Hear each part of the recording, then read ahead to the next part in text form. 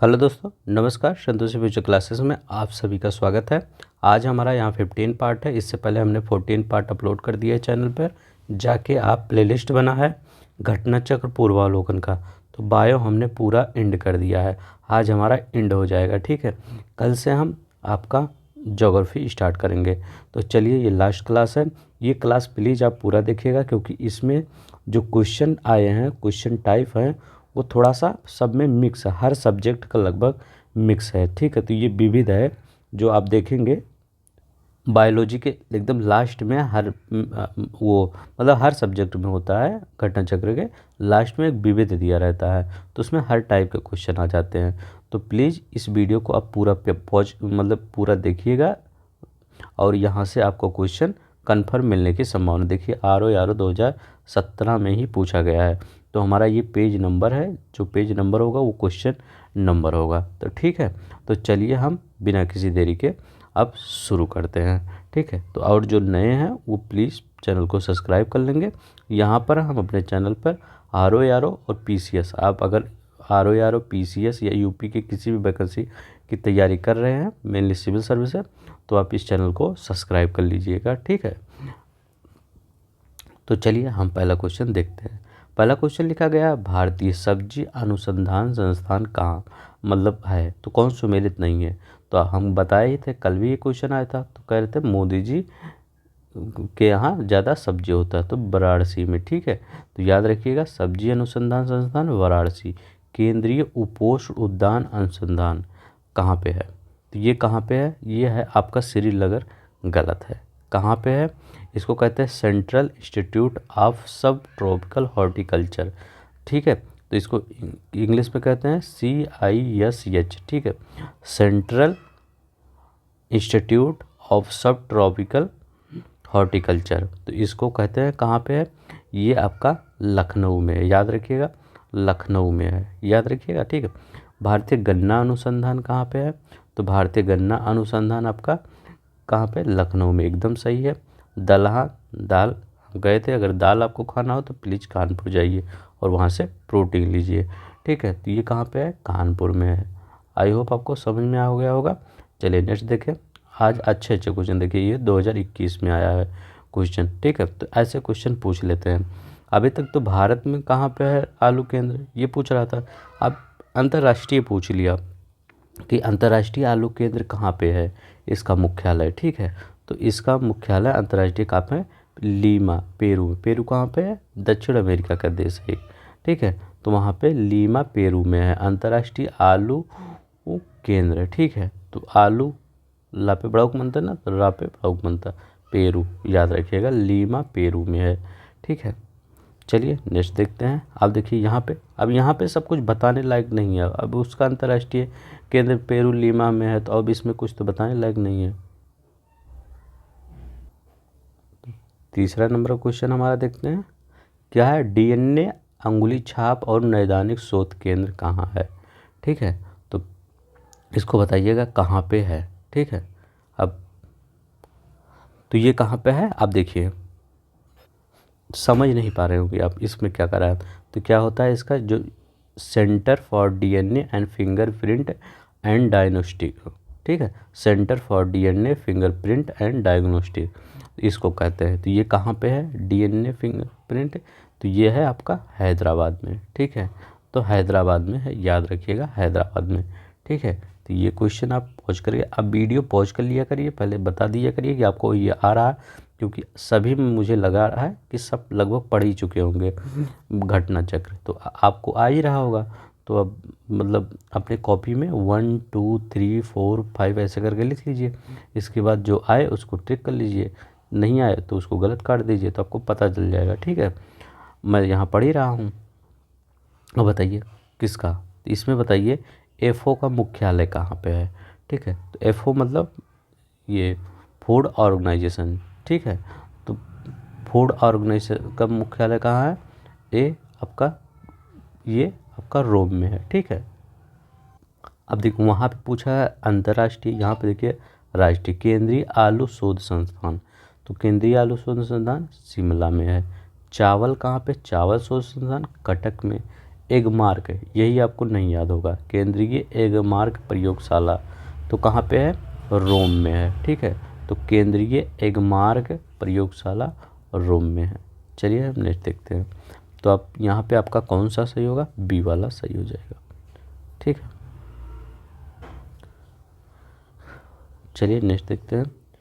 राष्ट्रीय पादप आनुवांशिक संस्थान कहाँ पे, बेउरू कहाँ पे है। अच्छा क्वेश्चन है, बताइए कहाँ पे। तो ये नई दिल्ली में है। इसको इंग्लिश में क्या कहते हैं, national bureau of plant genetic resources. ठीक है, तो याद रखिएगा, national bureau of plant genetic resources क्या कहते हैं, NBPGR। कहाँ पे है इसका मुख्यालय, ये नई दिल्ली में है। फिंगरप्रिंट वाला कहाँ पे था, अभी बताया था, हैदराबाद में। ठीक है, तो हैदराबाद में फिंगरप्रिंट वाला याद रखिएगा। चलिए छठवां क्वेश्चन, विश्व का पहला ऊंट अस्पताल किस शहर में स्थित है। तो ऊंट ये सब कहाँ होंगे, तो आपके दिमाग पे आता ही होगा, सऊदी, दुबई, यही सब तो होते होंगे। ठीक है, तो जयपुर दिया है, बीकानेर तो नहीं। पहला ऊंट अस्पताल किस शहर में, दुबई में है। ठीक है, याद रखिएगा, जयपुर मत लगाइएगा या बीकानेर ना लगाइएगा। ठीक है, कब खोला, 2017 में खोला गया था ऊँटों के लिए पहला अस्पताल दुबई में। अब ये वाला देखिए, ये क्वेश्चन बताइए, सातवां क्वेश्चन। तो कौन, अब देखिए हम पहले ही पढ़ा देंगे, टेस्टोस्टेरोन, टेस्ट कौन खेलता है, ये देखिए टेस्ट। तो टेस्ट मतलब जो मैं ऐसे बताया था ना, टेस्ट इंडिया मतलब मेंस खेलते हैं, तो मेंस का हार्मोन्स है ये। ठीक है, याद रखिएगा। कोडीन क्या है, कोडीन, तो कोडीन क्या है आपका, ये एक बेहोशी की दवा होती है। ठीक है, तो याद रखिएगा, कोडीन एक नींद मतलब जो नींद या बेहोशी की वो दवा लगा देते हैं, कोडीन। कुचुक क्या होता है, जो कुचुक होता है, तो ये रबर स्रोत पदार्थ होता है, कृचुक। ठीक है, यूजेनाल होता है लौंग का सुगंधित तेल, तो यूजेनाल होता है लौंग का सुगंधित तेल, मतलब ये दर्द निवारक है, रोगाणु जो दर्द नाशक जो दवा होती है उसी में यूज होता है, दांतों दर्द होता है। ठीक है, तो इसमें आपका कौन सा सही होगा, तो ये बताइए कौन सा सही होगा, पहले का चौथा, देखिए, और दूसरे का पहला, ये वाला सही होगा। ठीक है, पहला वाला। चलिए ये वाला वीडियो पॉज करके बताइए क्या होगा। अच्छा वही क्वेश्चन है। ठीक है, चलिए नेक्स्ट देखते हैं। Anthrax, thalassaemia, surrogacy. सरोगेसी सब नाम सुने होंगे, तो सरोगेसी वाला मिला लेते हैं। गर्भ की किराएदारी मतलब सरोगेसी दूसरे के गर्भ में बच्चे पालता है। ठीक है, तो सरोगेसी उसको कहते हैं, गर्भ की किराएदारी। सी का दूसरा, ये देखिए आप कर लिए पूरा, ए का चौथा बोल रहा है। एंथ्रेक्स क्या है, एक विष जैव युद्ध, ऐसे कर लिया करिए हो जाता है। थैलेसीमिया क्या है, तो बी का पहला, दोषी जीन से उत्पन्न रोग थैलेसीमिया होता है। ट्रांसजेनिक होता है क्या, ट्रांसजेनिक्स, जीनों में परिवर्तन करने वाला विज्ञान, ये ट्रांसजेनिक होता है। तो आपका कौन सा हो जाएगा, डी का तीसरा एक ही में है। ठीक है, तो आई होप आपको समझ में गया। चलिए नेक्स्ट देखते हैं। अब इसको बताइए। ठीक है, इसको बताइए वीडियो पॉज करके, अच्छा क्वेश्चन है ये। इसमें कह रहा है कौन सुमेलित नहीं है, एक है जो सुमेलित नहीं है, एंटीफ्रीज यौगिक, ethylene glycol, anti knock agent, tetra ethyl lead, antioxidant, beta carotene, antibiotics, quinine. तो यही आपका गलत है और आपका सब सही है। ठीक है, क्यूनिन आप पढ़े होंगे क्या होता है, ये देखिए क्यूनिन जो होता है आपका, ये जो मलेरिया होता है उसमें यूज होता है। ठीक है, वर्ल्ड हेल्थ ऑर्गेनाइजेशन WHO का मुख्यालय कहाँ है, तो जब WHO का मुख्यालय जिनेवा में है, इसको सभी जानते होंगे। चलिए 12 नंबर, देश का पहला दंत चिकित्सा महाविद्यालय कहाँ स्थापित किया गया था, तो बताइए पहला कहाँ पे स्थापित किया गया था, तो ये कहाँ पे स्थापित किया गया, कोलकाता में। कब स्थापित किया गया था, 1920 ईस्वी में कोलकाता में दंत चिकित्सा महाविद्यालय स्थापित किया गया था। तो इससे पहले सब लोग अपने घर से ही दांतों मतलब इलाज कर लेते थे, लेकिन 1920 में ये आया प्लान कि कि अब एक दांत का अस्पताल भी खोल दिया जाए, एक विद्यालय भी खोल दिया जाए, ठीक है। तो ठीक 1920 में, कहाँ, कलकत्ता में। मधुमक्खी की औसत गति समानता कितनी होती है, ठीक है। तो मधुमक्खी की औसत गति कितनी होती है बताइए। तो कितनी होती है, 16 किलोमीटर प्रति घंटा, ठीक है। तो मधुमक्खी की औसत गति समानता, जितना आप लगभग साइकिल नहीं चलाते हैं उतना होती है, ठीक है। एक चीज़ इसमें और पूछता है, मधुमक्खी किस प्रकार के कीट है। तो मधुमक्खी याद रखिएगा सामाजिक कीट है। तो सामाजिक अगर कीट पूछे तो आपका मधुमक्खी है। कौन सा, सामाजिक। इससे क्या प्राप्त होता है मधुमक्खी के छत्ते से, शहद प्राप्त होता है। एक चीज़ और बताइए, कुछ और प्राप्त होता होगा, वैक्स, ठीक है। वैक्स वैक्स भी प्राप्त होता है, जिसे मोम कहते हैं, ठीक है। तो 16 किलोमीटर है, ठीक है, याद रखिएगा 16 किलोमीटर। पूछा गया है, पूछ सकता है। मधुमक्खी कॉलोनी एक दूसरे के सदस्य एक दूसरे को किस प्रकार पहचानते हैं।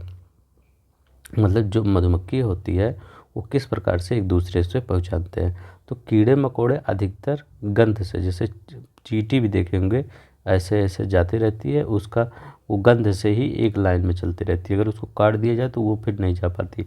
तो इनके अंदर गंध होती है, ठीक है। तो गंध से एक दूसरे को पहचान लेते हैं। मधुमक्खियों की भाषा की पहचान करने के लिए नोबेल पुरस्कार किसे दिया गया। तो किसे दिया गया, केबी फ्रिस्क को, ठीक है, याद रखिएगा।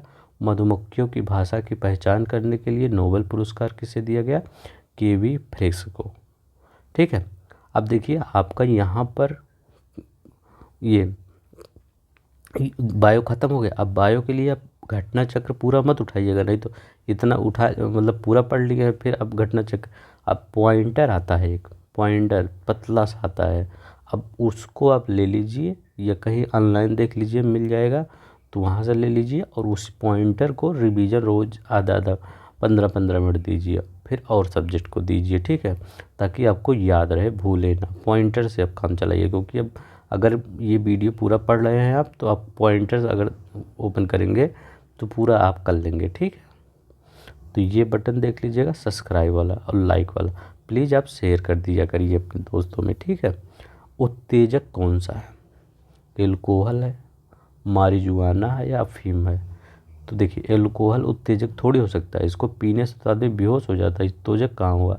अफीम भी खा लेता है तो आदमी कहीं पड़ा रहता है नाली नाला में, ठीक है। ये सब भी, सिगरेट जो होता है यही उत्तेजक होता है, क्योंकि जब सिगरेट पीता है तो बेहोश थोड़ी होता है और एक्टिव हो जाता है, ठीक है, उसका दिमाग और एक्टिव हो जाता है, ठीक है। तो इसका सिगरेट होता है उत्तेजक। नहीं तो आप बोल दें एल्कोहल जब पीते हैं तो हम एक्टिव हो जाते हैं, एल्कोहल थोड़ी देर के लिए इसके बाद सो ही जाता है, वो कहीं कहाँ पड़ा रहता है एल्कोहल पीने से, कहीं नाली में, तो नाला में इधर उधर पड़ा रहता है, रोड रोड पे लेटा रहता है, ठीक है।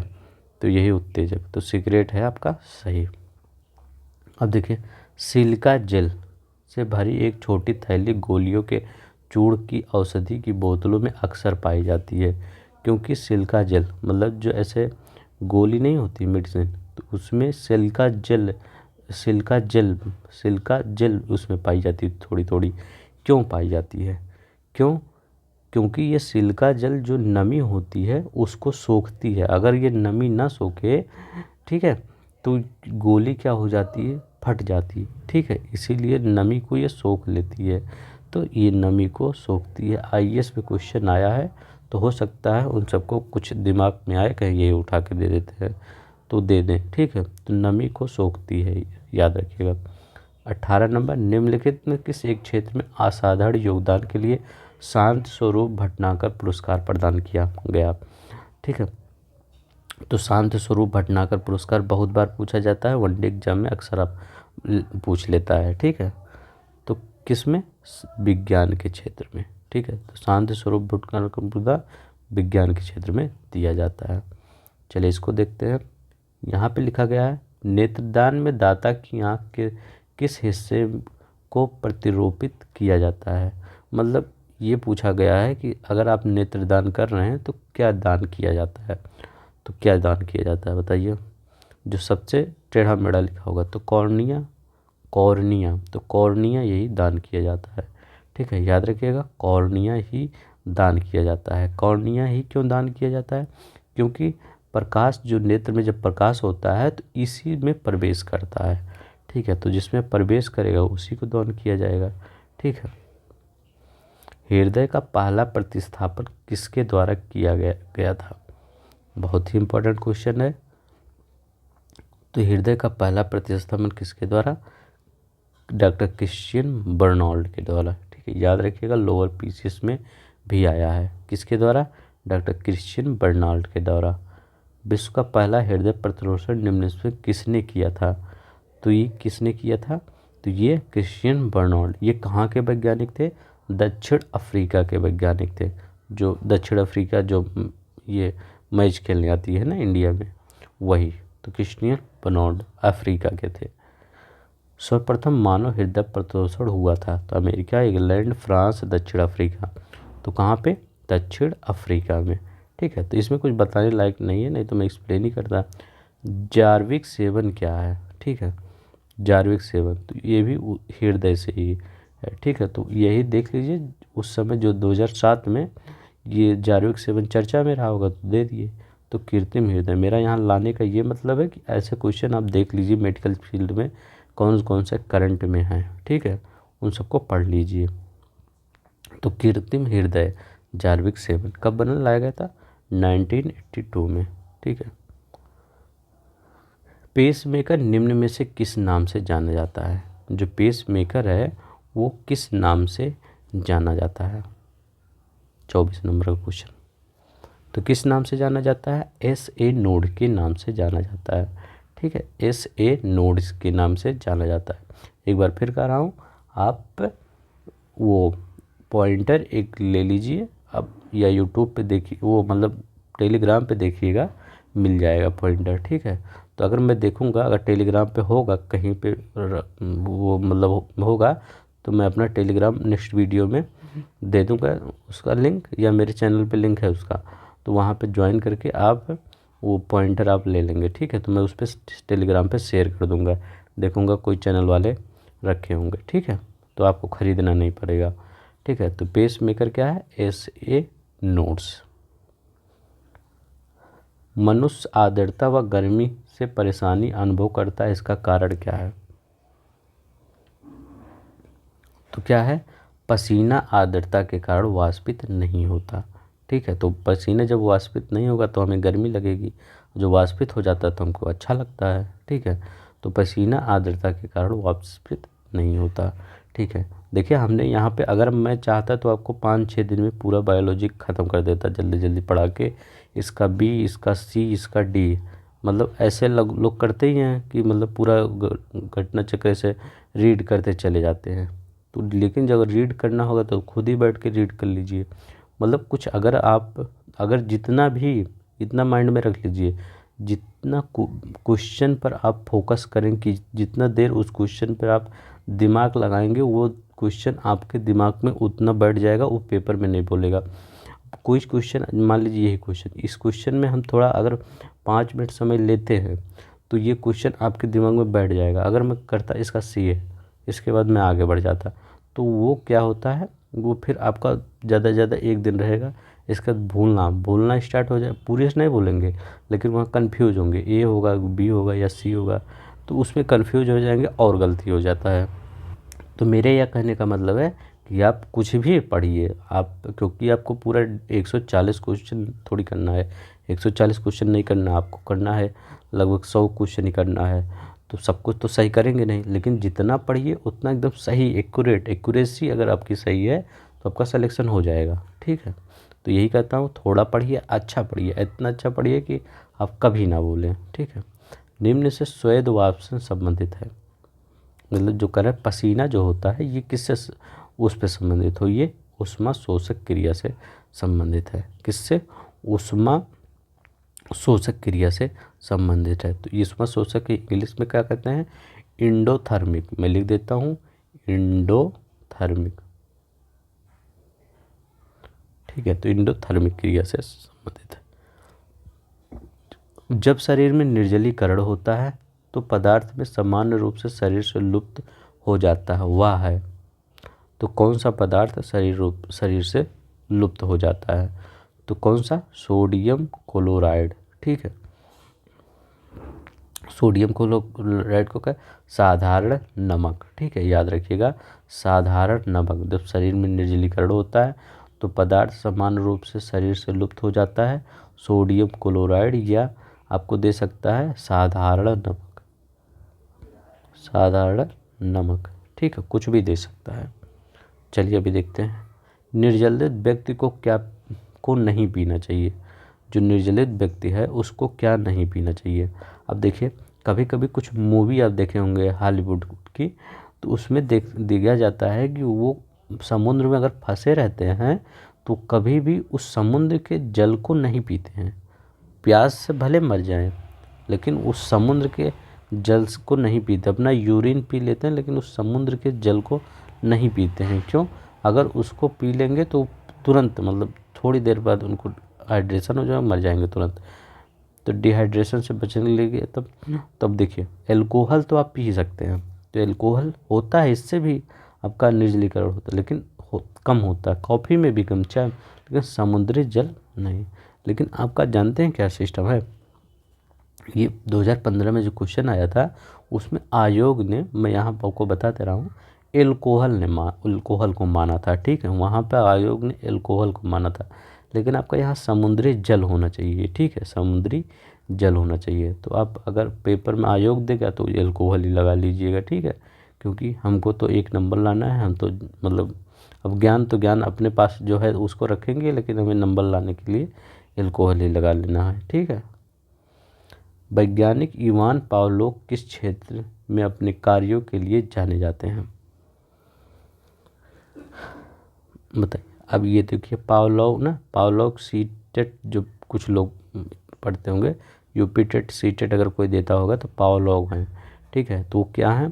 प्रायोगिक मनोविज्ञान। तो ये सब जो कुत्ते उत्ते पर ये वो करते हैं एक्सपेरिमेंट, तो एक्सपेरिमेंटल साइकोलॉजी। ठीक है,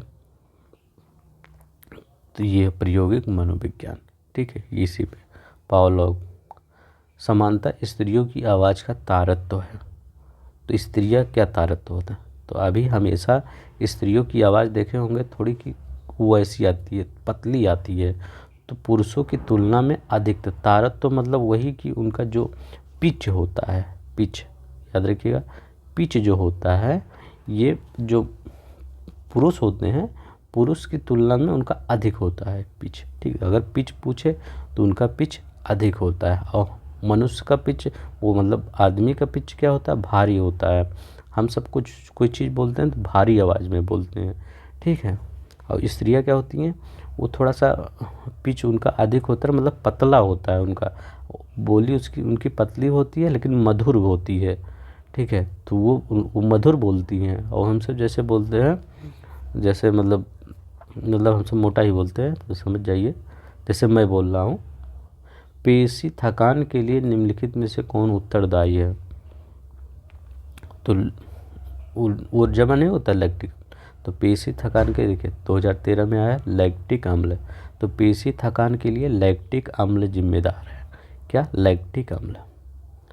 32 निम्नलिखित कौन विश्व का सबसे बड़ा पुष्प है? मैं कह रहा था ना, इसमें ऐसे ऐसे क्वेश्चन आएंगे तो अच्छा लगेगा। क्वेश्चन हर टाइप के क्वेश्चन आ रहे हैं। तो विश्व का सबसे बड़ा पुष्प कौन है? तो रैफ्लेसिया। तो विश्व का सबसे बड़ा पुष्प अगर पूछे, रैफ्लेसिया है। ठीक है, याद रखिएगा, रैफ्लेसिया। ये देखिए, अब देखिए इसको करिए।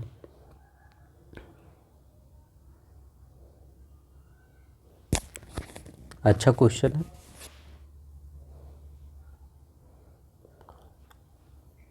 अब देखिए ये वाला क्वेश्चन और देख लीजिए, ये पूछ सकता है, 2 बार पूछा है, पूछ सकता है ये कहाँ पाया जाता है।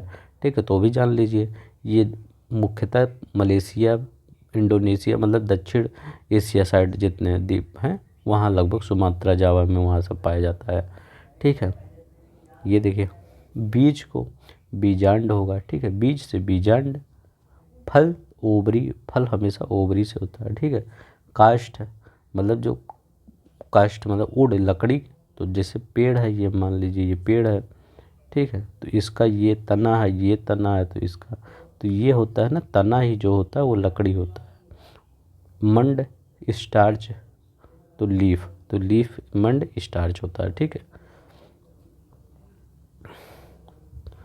तो स्टार्च ये लीफ से प्राप्त होता है, ठीक है, याद रखिएगा। चलिए ये वाला क्वेश्चन देखिएगा,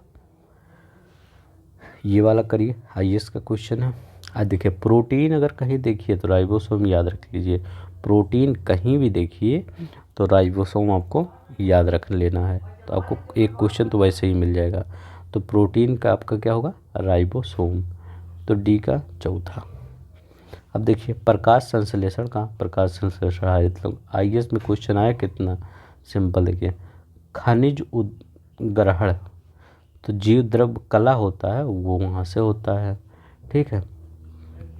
श्वसन क्या होता है, सूत्रकड़ी क्या होता है, ठीक है।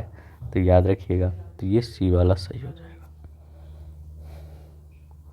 किसने आविष्कार किया कि पेड़ पौधों में जीवन होता है, तो ये भी मेरे ख्याल से सिंपल होगा, जेसी बोस ने, ठीक है। तो उन्होंने बताया कि पेड़ पौधों में जीवन होता है। चलिए नेक्स्ट देखते हैं। ऊंट ऊंचे कूबड़ का प्रयोग किस काम के लिए करते हैं। उनका जो ऊंट का जैसे ऊंट है, ये मान लीजिए ऊंट, ये इसका ऊपर कूबड़ ऐसे बना रहता है, ठीक है। तो ऊंट का, अब ऊंट ऐसे ही बनता है, बना नहीं पाए, ऊंट ऊपर कूबड़ होता है, वो किसके संग्रह के लिए काम करता है, वसा के संग्रह के लिए कार्य करता है। याद रख लीजिए, वसा के संग्रह के लिए कार्य करता है। आईएएस में क्वेश्चन आया है, तो वसा लगाइएगा जल। यहाँ पे किससे कंफ्यूज हो जाएंगे लोग, जल से, सोचेंगे कि यहाँ पे जल होगा, ठीक है, तो लेकिन जल नहीं होता है, ठीक है। तो आई होप आपको समझ में आ गया। बी, कौन जानवर रेशे को अच्छी तरह नहीं पचा पाता। बताइए कौन रेशे को अच्छी तरह नहीं पचा पाता, तो ये सूअर है। तो सूअर जो है आपका, ये रेशे को अच्छी तरह नहीं पचा पाता है, ठीक है। रॉबर्ट बेस्टर निम्नलिखित में से कौन से एक क्षेत्र में अपने कार्य के लिए जाने जाते हैं।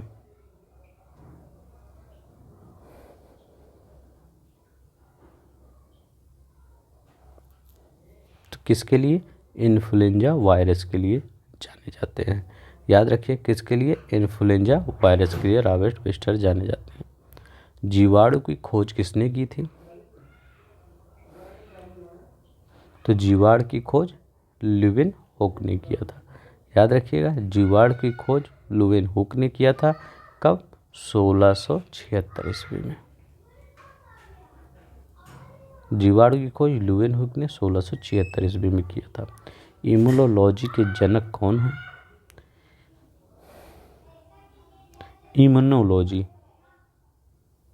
ठीक है, अच्छा क्वेश्चन है, इसको बताइए। तो इम्यूनोलॉजी के जनक एडवर्ड जेनर है, ठीक है। तो इनको एडवर्ड जेनर है, ठीक है। तो इनको क्यों कहा जाता है, इन्होंने चेचक का जो टीका है उसकी खोज की थी। तो अगर कोई पूछे चेचक के टीके का खोज किसने किया, तो एडवर्ड जेनर ने। इनको इम्यूनोलॉजी का जनक भी कहा जाता है। जोनास सॉल्क, याद देखिए ना, तो ये किसकी खोज के लिए जाने जाते हैं, पोलियो की खोज के लिए जाने जाते हैं। पोलियो कैसे होता है, वायरस के कारण होता है। हैजा कैसे होता है, बैक्टीरिया के कारण होता है, जीवाणु के कारण होता है, ठीक है। और चेचक के टीके का खोज किसने किया, एडवर्ड जेनर ने, ठीक है। साल्क ने किसका किया, पोलियो का, ठीक है। तो याद रखिएगा, पोलियो कैसे याद रखेंगे, जब पोलियो पिलाने आते हैं ठंडी में, जो औरतें कुछ आती हैं ना पोलियो पिलाने, तो वो साल ओढ़ के आती हैं, ठीक है। याद रखिएगा, साल ओढ़ के आती हैं एक डिब्बा लेके। तो जोनास साल्क ने खोज किया, कभी बोलेगा नहीं, ठीक है। ये वाला बताइए कौन सा आपका सुमेलित है, सुमेलित करिए इसको। तो इसमें कौन सा होगा, अर्बर और स्मिथ। तो अर्बर और स्मिथ मतलब किस से हैं, ये हैं अंतः केंद्रन का पता लगाया। तो इन्हें अंतः केंद्रन का पता लगाया। फील्डमैन, तो फील्डमैन क्या है, एग्रियोबैक्टीरियम टी डीएनए युक्त परजीवी पादपों का विकास। ठीक, तो ये होगा मूलिस। मूलिस बताइए, तो मूलिस क्या है आपका, ये आपका होगा ये पॉलीमरेज श्रृंखलित प्रतिक्रिया का पता लगाया। टेमिल और बाल्टीमोर कौन है, टेमिल और बॉन्डे रिवर्स ट्रांसक्रिप्शन का पता लगाया। ठीक है, तो टेमिस और बाल्टीमोर आईएएस में आया है, थोड़ा एक बार निगाह में डाल दीजिएगा, क्योंकि हो सकता है सिर्फ यही पूछ ले टेमिस और बाल्टीमोर किससे संबंधित हैं। ठीक है, तो रिवर्स ट्रांसक्रिप्शन का पता लगाया, तो एक बार थोड़ा सा देख लीजिएगा, वहाँ पे अगर आ जाएगा तो क्लिक हो जाएगा। ठीक है, ये देखिए, ये मतलब जो खोजे हैं कौन सही है। जिमी बेल्स किससे संबंधित है, विकिपीडिया। सर्जी ब्रिन गूगल की खोज, जिस पे हम सर्च करते हैं गूगल, वो किससे हैं, सर्जी ब्रिन। फ्रांसिस कोलिंस किससे हैं, मानव जीनोम मानचित्रण। ठीक है, तो फ्रांसिस कोलिन मानव जीनोम मानचित्रण, सर्जी ब्रिन गूगल खोज इंजन के लिए, जिमी बेल्स विकिपीडिया। तो आपका सही हो जाएगा डी। किस वैज्ञानिक ने अपवर्तन चक्र परिवर्तित किया, तो किसने, डेविस ने। तो डेविस ने अपवर्तन चक्र परिवर्तित किया, याद रखिएगा, डेविस ने अपवर्तन चक्र परिवर्तित किया। ऑक्जेनोमीटर क्या है, बहुत बार पूछा गया है, ऑक्जेनोमीटर क्या है, तो पौधों की वृद्धि की दर मापने के लिए ऑक्जेनोमीटर यूज होता है। क्या, पौधों की वृद्धि की दर, ऑक्जेनोमीटर। अब ये देखिए 46 नंबर, लतीनी अमेरिका, मतलब लैटिन अमेरिका में, लतीनी यहाँ लिखा है, लैटिन अमेरिका में जो यूरोप है और जो इंडियन है, तो इनके जो मिक्स होते हैं, मिक्स, इन दोनों को मिक्स जो ब्रीड निकलता है, वो उन व्यक्ति को क्या कहा जाता है। वो लैटिन अमेरिका में जो यूरोपियन और इंडियन के मिक्स, ठीक है, जैसे ऋषि सुनक हैं, तो इनको क्या कहा जाएगा, ये वाला बताइए। तो जैसे वो ये ऋषि सुनक क्या है, यूरोपियन भी हैं और इंडियन भी हैं, दोनों हैं, तो उनको कहा क्या जाएगा। ठीक है, अच्छा क्वेश्चन है ये वाला, बताइए उनको क्या कहा जाएगा। तो उनको क्या कहा जाएगा, मस्तिजो। ठीक है, याद रखिएगा, मस्तिजो। तो मस्ती जो यूरोप में चला जाएगा तो मस्ती करेगा, इंडियन इंडियन जो यूरोप में जाएगा वो मस्ती करेगा ही, उसको सब जगह कहेंगे मस्ती वाला। तो मस्तिजो, याद रखिएगा, मस्तिजो। आईएएस में क्वेश्चन पूछा गया है, कोई तरह नहीं आपके पेपर में आ जाए, तो क्या पूछा, मस्तिजेन। सर्वप्राचीन शैल समूह की आयु आंकी जाती है। देखिए शैल समूह लिख रहा है, तो C14 विद कार्बन डेटिंग वाला मत करिएगा, शैल कह रहा है। जब शैल कहे तो क्या करेंगे आपका, यूरेनियम। ठीक है, याद रखिएगा, शैल कहे तो यूरेनियम। कार्बन डेटिंग के लिए जीवाश्म यूज होता है, तो कैसे याद करेंगे, कार्बन मतलब जो कोयला वाला जब मिलता है तो उसमें भी कार्बन ही होता है, तो वो जीवाश्म में से ही होता है ना, तो कोयला शैल थोड़ी है, तो वो कार्बन डेटिंग कोयला वाला उसमें जीवाश्म का यूज होता है, जीवाश्म से। लेकिन यूरेनियम क्या होता है, यूरेनियम का यूज शैल समूह की आयु नापी जाती है, याद रखिएगा, शैल समूह की। ठीक है, चलिए नेक्स्ट देखते हैं 48 नंबर का, कार्बन डेटिंग निम्न की आयु निर्धारित हेतु उपयोग किया जाता है। अब देखिए कार्बन डेटिंग वही क्वेश्चन आ गया ना, तो कार्बन डेटिंग से जीवाश्म का किया जाता है, तो कार्बन डेटिंग निर्धारण के लिए जीवाश्म, और शैल चट्टानों के लिए यूरेनियम डेटिंग का यूज किया जाता है। यूरेनियम जो लेड विधि होता है उसको, ठीक है, यहाँ लेड विधि दिया होगा ना, हाँ लेड विधि दिया गया है, उसको यूज किया जाता है। वृक्ष की आयु वर्षों में निर्धारित होती है। अगर वृक्ष की आयु देखना है तो कैसे निर्धारित की जाती है, बताइए, जो वृक्ष की आयु होती है कैसे। अब देखिए जब ऐसे मान लीजिए वृक्ष है, ठीक है, ये वृक्ष है, ये उसका जड़ है, जब वृक्ष काटा जाता है तो उसमें वलय होता है, ऐसे ऐसे उसे वृक्ष को जब काटा जाता है उसका वलय देखिए, या कभी अपने तख्ते उख्ते में देखिए वलय वो उसका रहता ही है, तख्ता उख्ता में देखिएगा, मतलब चारपाई मतलब जो वो रहता है, तख्त होता है, उसमें वलय ऐसे ऐसे होता है ना, तो उसी वलय से पता लगाया जाता है कि इसकी आयु कितनी है, मतलब इस पेड़ की आयु कितनी है। ठीक है, तो इसमें वार्षिक वलयों की संख्या के आधार पर जितना वलय उस काउंट उसमें करेंगे, वैज्ञानिक देखेंगे कितना वलय है, तो उसी हिसाब से उसकी संख्या ज्ञात हो जाती है। ठीक है, तो जब पेड़ काटेंगे तो वलय दिखता है, उसी से होता है, याद रखिएगा। क्वेश्चन इंपॉर्टेंट है, आ सकता है पेपर में। ये देखिए यारो में आया है, मिट्टी की प्रजातियों से मृत्तिका अधिकतम जल धारण करती है। तो मिट्टी की प्रजातियों से जो वो होती है, आपकी मिट्टी होती है, अधिकतम जल धारण करती है। मृत्तिका में रंध्रक्रास बढ़ेगा। जो मिट्टी होती है उसमें क्या रंध्र आप देख सकते हैं, इतना बड़ा बड़ा छोटा से छोटा रंध्र होता है, वो ऊपर जाते रहते हैं पानी। ठीक है, ऐसा थोड़ी है कि ये बड़े होता है कि एक नदी, मतलब एक नाला जैसा ऊपर आता है, ऐसा नहीं, एकदम छोटे छोटे होते हैं। तो बड़े आकार का जो गलती है, ठीक है, छोटा होता है, तो वो आपका सी सही है, ये सत्य है, आर गलत है। आइए इसमें पूछा गया है, ये बताइए कुछ कारणों बस ये तितलियों की जाति की संख्या में बड़ी गिरावट आती है, तो इसके संभावित परिणाम क्या हो सकते हैं। इनका कहने का मतलब है कि अगर तितलियाँ विलुप्त हो जाएं या एकदम कम ही हो जाए तो क्या प्रभाव पड़ेगा, जो इस समय प्रेजेंट टाइम में हो रहा है। परागकण, एक पौधे के पुष्प से दूसरे पौधे के पुष्प पे जो पराग लेके जाते हैं, तितलियाँ परागकण वही लेके जाते हैं, तो इस पर परागकण पर प्रतिकूल प्रभाव पड़ेगा। कुछ कृषि पौधे कवकीय संक्रमण प्रचंड रूप से बढ़ जाएगा, तो ये गलत है, इस कवक का इससे कोई मतलब नहीं। इसके कारण बर्रों, मकड़ियों, पक्षियों की कुछ जातियों में समिष्ट गिरावट आ सकती है। मतलब जैसे तितली को कौन खाता है, या तितली को मत खाइए, मतलब उनको पक्षी जैसे खा लेती है। वो मान लीजिए तितली अगर यहाँ से पेड़ से इस पेड़ पे नहीं लाएगी तो ये पेड़ उगेगा नहीं। जब ये पेड़ उगेगा नहीं तो ये पक्षी कहाँ पे बैठेंगे, कैसे सरवाइव करेंगे, क्योंकि पक्षी के लिए सरवाइव करते तो पेड़ पौधे ही होते हैं। तो ऐसे ही एक जान लीजिए। और दूसरी जान लीजिए, अगर तितली सबसे छोटी जाती है, अगर तितली को पक्षी नहीं खाएंगे तो पक्षी को जैसे सांप वाप नहीं खाएंगे, तो ये फिर ये वाला सिस्टम जो आपका खाद्य वाला सिस्टम हो वो भी सब बिगड़ जाएगा। तो तीसरा वाला भी सही हो जाएगी, कुछ प्रजातियों में बहुत गिरावट आ जाएगी। ठीक है, तो आपका कौन सा सही हो जाएगा, सी वाला, 1 और 3।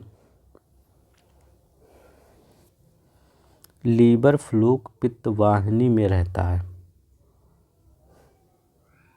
किसके पित्तवाहिनी में रहता है, जो लीवर फ्लूक होता है वो किसके पित्तवाहिनी में रहता है। ये फ्लूक क्या होता है जानते हैं, कृमि होता है, एक यकृत, मतलब ये लीवर की एक कृमि होती है, वो उसी में होता है। तो ये भेड़ की में होता है, तो भेड़ में होता है ये। ठीक है, याद रखिएगा।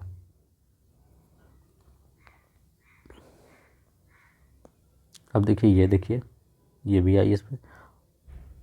स्टोरेज में एक रंजित डाइनोफ्लेक्जेट के अतिशय, ठीक है, वृद्ध वाले स्पष्ट पुष्पंज होते हैं, ये पुष्पंज कहलाते हैं।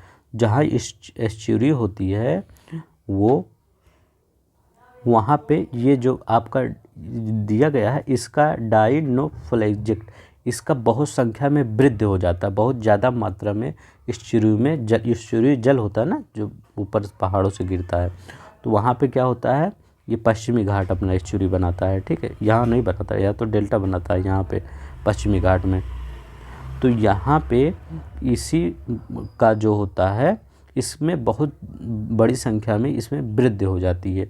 जब वृद्धि हो जाती है क्या होता है, जल उसको लाल हो जाता है। तो वही जब जल लाल हो जाएगा तो अगर ज्वार और आएगा तो ये रेड ज्वार, रेड टाइड कहलाता है। ठीक है, तो ये क्या होता है, लाल ज्वार। ठीक है, तो वो ये पुष्पंज ब्लूम्स कहलाते हैं, लाल ज्वार। जब जल ही लाल हो गया, यहाँ मान लीजिए जल लाल हो गया तो यहाँ श्री आएगा, वो टाइड आएगा तो रेड ही आएगा ना, तो वही रेड कहलाता है। तो ये लाल ज्वार होगा। आइए साधारण नीलहरित शैवाल स्पाइरोगोरा यूलोथ्रिक्स अलवड़ीय जलाशयों तथा महासागरों दोनों में पाए जाते हैं। गिरगिट एक आंख से आगे की ओर तथा दूसरी आंख से पीछे की ओर देख सकता है। आइए इसमें क्वेश्चन आया है, तो बताइए। तो पहला आपका गलत है, क्यों? स्पाई गौरा ये वाला देखिए एक शांत जल में पाया जाता है, कहीं भी होगा वो शांत जल में, तालाब में, समुद्र में, कहीं भी पाया जाता है, ये शांत जल में पाया जाता है। लेकिन ये एक बहते जल में, यूलोथ्रिक्स, ये बहते जल में, स्वच्छ जल में पाया जाएगा, मीठे जल में। इसीलिए मतलब दोनों महासागरों पर गलत है, ये बहते जल में हमेशा पाया जाएगा। और दूसरा वाला एकदम आपका सही है, तो बी वाला आपका सही है। ठीक है, याद रखिएगा। आइए इसका, माइकोराजा जैव प्रौद्योगिकी में निम्न मसलों में पुनर्वास उपयोग में लाया जाता है कवक मूल द्वारा पौधों में। तो इनका कहने का मतलब है जो माइकोराजा है उसके लाभ पूछ रहे हैं बस। तो इनके पूरे लाभ जितना है कि पीएच की जो माइकोराजा होता है आपका, ये क्या होता है? मृदा के कवक होते हैं। माइकोराजा क्या होते हैं? एक विशेष प्रकार के मृदा के कवक होते हैं जो पौधों की जड़, जो पौधे का जड़ होता है, इसके साथ सहजीवन संबंध बनाते हैं। क्या? सहजीवन। तो ये क्या कहते हैं? मिट्टी को जो होता है, पौधों को ये पोषक प्रदान करते हैं। ठीक है, तो ये मिट्टी को पोषक उत्पादक करते हैं। उनका पीएच वैल्यू एसिडिक ना हो जाए, मिट्टी बेसिक ना हो जाए, उसको सहन करने की क्षमता करते हैं, दूर करते हैं। तो ये भी करते हैं। रोगग्रस्त प्रतिरोधक की क्षमता करते हैं, मतलब जो काम कर रहा है तो सभी कार्य करेगा, ये भी करते हैं। ये भी सूखे से प्रतिरोध एवं अवशोषण क्षेत्र में बढ़, मतलब सूखा ना पड़े तो उसमें भी ये मदद करते हैं। तो सभी है। ठीक है, तो ये सब आपका सही है। तो अगर मतलब इसमें कुछ नहीं करना था, बोल रहा था माइकोराजा का बेनिफिट बता दें। 56 देखिए, पॉली हाउस का प्रयोग किया जाता है। तो आजकल जो टेक्नोलॉजी वाली कृषि हो रही है, तो वो ऐसे पॉली हाउस, मतलब पॉली हाउस ये पॉलीथीन में ऊपर वो लगा दिया जाता है, नीचे सब खेती किया जाता है पॉलीथीन टाइप। ठीक है, ताकि उसमें ज़्यादा आपका धूप, बारिश, ये सब ज़्यादा प्रभाव ना पड़े। तो किसके लिए किया जाता है इसमें बताइए? आप तो इतना बता ही दिए, तब पौधों के उगाने के लिए। ठीक है, तो अनाज भंडार के लिए नहीं, सब्जी भंडार नहीं, तो पौधे नहीं, बड़ी बड़ी खेतों में देखेंगे बड़ी पॉलीथीन लगी रहती है, तो उसके अंदर उगाया जाता है। ठीक है, कभी मतलब बड़े पैमाने पर जो कृषि होती है वो देखा करिए, वही होता है पॉली हाउस। अंगोरा ऊन किससे प्राप्त किया जाता है? ये भी क्वेश्चन बहुत बार पूछा गया है। तो किससे प्राप्त किया जाता है बताइए? तो ये खरगोश से प्राप्त किया जाता है। अंगोरा ऊन खरगोश से प्राप्त किया जाता है। अंगोरा ऊन प्राप्त की जाती है भेड़ की प्रजाति से, लोमड़ी की प्रजाति से, शासक की एक प्रजाति से। ठीक है, और आपका तिब्बती मृग। तो यह भेड़ नहीं है, लोमड़ी नहीं है, तिब्बती मृग पढ़े नहीं है, शासक हमको नहीं पता, लेकिन हम ये सब जानते नहीं है, तो यही होगा, यही शासक माने खरगोश। ठीक है, तो थोड़ा क्लिश चेंज लिख दिया था। तो शासक से प्राप्त होती है अंगोरा, खरगोश से। 59, कुछ समुद्री जंतु और कीड़े अंधेरे में अपने शरीर से प्रकाश उत्पन्न करते हैं, इस परिघटना को क्या कह देते हैं? तो मतलब जैसे वो रात में जुगनू नहीं होता, वही बोल रहे हैं, उसको क्या कहते हैं? बायोलूमिनेंस। तो ल्यूमिनेंस मतलब प्रकाश ही उससे रिलेटेड है। तो वो क्या होता है? जीव दीप्त भी इसको कहते हैं, जीव दीप्त। ये इसमें कौन सा एंजाइम पाया जाता हो सकता है, पूछ ले एंजाइम ही, अभी तो ये है। तो ये याद रखिएगा कौन सा एंजाइम होता है इस कीड़ों में? फोटोफोर एंजाइम होता है। इसी के द्वारा आपका वो जुगनू लाइट उत्पन्न करता है। ठीक है, तो याद रखिएगा। हरित क्रांति प्रयुक्त मुख्य पादप फसल कौन है? जब हरित क्रांति आया था तो उसमें जो मुख्य पादप फसल था तो क्या था? तो उसमें क्या था? मैक्सिकन गेहूँ था। याद रखिएगा, मैक्सिकन गेहूँ था हरित क्रांति में मुख्य फसल। 10 क्वेश्चन और बचा है। अब देखिए, ये क्वेश्चन तो आप शायद ही कर लेंगे, इसको मैं नहीं करवाऊँगा, क्योंकि मुझे एकदम भरोसा है कि आप कर लेंगे। ठीक है, तो वीडियो पॉज करके इसको कर लीजिएगा, मैं इसको नहीं करवाने वाला हूँ, क्योंकि मुझे एकदम पूरा भरोसा है इसको आप कर लेंगे। सिर्फ रख दिया था मैं, पता चले कि आपको ऐसे ऐसे भी क्वेश्चन पूछे गए हैं। धान के पौधों को उगाने में डैपाग विधि विकसित हुई थी। तो कहाँ पे जो धान उगाने में, तो डेपाकविद। तो अगर आपको नहीं आ रहा है तो धान चावल ये सब सबसे ज़्यादा इंडोनेशिया, फिलीपींस मनीला, यहीं पे तो ये धान का वो भी अंतर्राष्ट्रीय राइस का, तो यहीं पे सब कुछ होता है। तो फिलीपींस लगा दीजिएगा। नहीं आ रहा है तो, अगर आ रहा है तो धान के पौधों को डेपाकविद फिलीपींस में यूज किया जाता है। कन्फर्म बता दीजिए, ठीक है, याद रखिएगा फिलीपींस। भारत में विकसित प्रथम बौनी धान की किस्म थी, तो क्या थी? जया थी। तो भारत में विकसित प्रथम बौनी धान की किस्म जया थी, याद रखिएगा जया। पौधों का कौन सा भाग फूल बनने का उद्दीपन ग्रहण करता है? तो फूल बनने का उद्दीपन ग्रहण करता है तो कौन सा? पर्ण, पत्ती, ठीक है। पत्ती ही मेनली अधिकतर काम की करता है, ठीक है, याद रखिएगा। पौधों का कौन सा भाग फूल बनने का उद्दीपन ग्रहण करता है? पर्ण, पत्ती। मच्छरों का नियंत्रण हेतु प्रयोग में आने वाला कीटभक्षी मछली है, तो कौन सा? जैसे आप किसी तालाब के बगल में आपका घर, ही मान लीजिए तालाब है, यहाँ पे आपका घर है, तो इसमें कई मछलियाँ पाए हैं, तो लेकिन आपके घर में मच्छर आ रहे हैं बहुत, सोच रहे हैं कौन सी ऐसी मछली डाल दें ताकि हमारे मच्छर भी नहीं आए, मछली भी हमें मिल जाए, तो मच्छर को मछली खा भी ले। तो इसमें कौन सी मछली होगी? तो आप गए बाज़ार में और वहाँ से लाएँ गम्बूसिया, तो गए बाज़ार में लाएँ गम्बूसिया, ठीक है। तो गम्बूसिया जो मछली है वो क्या करती है? मच्छरों को खाती है। निम्नलिखित ग्रहों में कौन अस्तित्व के लिए वो उपयुक्त हो सकता है? मतलब इनका मतलब आगे चल के हम किस ग्रह पे अपना जीवन यापन कर सकते हैं, तो मंगल ही है वो, ठीक है। सहज प्रणाली का परिवर्धन निम्न में से कौन सा है? सहज प्रणाली का परिवर्धन, ठीक है, तो कौन सा है बताइए? तो कौन सा है? प्रणाली की स्वपोषी क्रिया, ठीक है। तो सहज, स्वपोषी कैसे? जब सहज मतलब क्या? हर चीज़ खुद ब खुद क्या कर रहा है, जैसे पेड़ पौधे हमारा उस किसी पर डिपेंड नहीं है ना, वो खुद सहज है, तभी तो ये क्रिया चल रही है। तो ऐसे ही सोच लीजिए, और क्या, ठीक है। लेकिन अगर प्रणाली के कार्य, विकास, ये सब डिपेंड करते हैं हर चीज़ पर, ठीक है, तो ये, लेकिन ये स्वपोषी क्रिया आपका सबसे सही होगा। सच्चा न्यायोचित विश्वास अक्सर कहा जाता है। सच्चा न्यायोचित विश्वास, ठीक है, तो अक्सर क्या कहा जाता है ये? तो इसको ज्ञान कहा जाता है। ऐसे ऐसे क्वेश्चन पूछ रहे हैं पीसीएस में पूछा है, ठीक है। ज्ञान जो हमें विद्यालय से मिलता है, तो जो ज्ञान हमें विद्यालय से मिलता है, क्या उसका कोई अर्थ भी होता है ना? उसका अर्थ होता है, जो विद्यालय से हमें ज्ञान प्राप्त होता है वो हमको आगे पढ़ाई करने के लिए भी ज़रूरी होता है, उसका अर्थ यही होता है। तो अर्थगत स्मृति, तो इस अर्थगत वो हम शुरू से अंत तक उसका ही यूज करते हैं। ज्ञान हमें विद्यालय से मिलता है, अर्थगत स्मृति।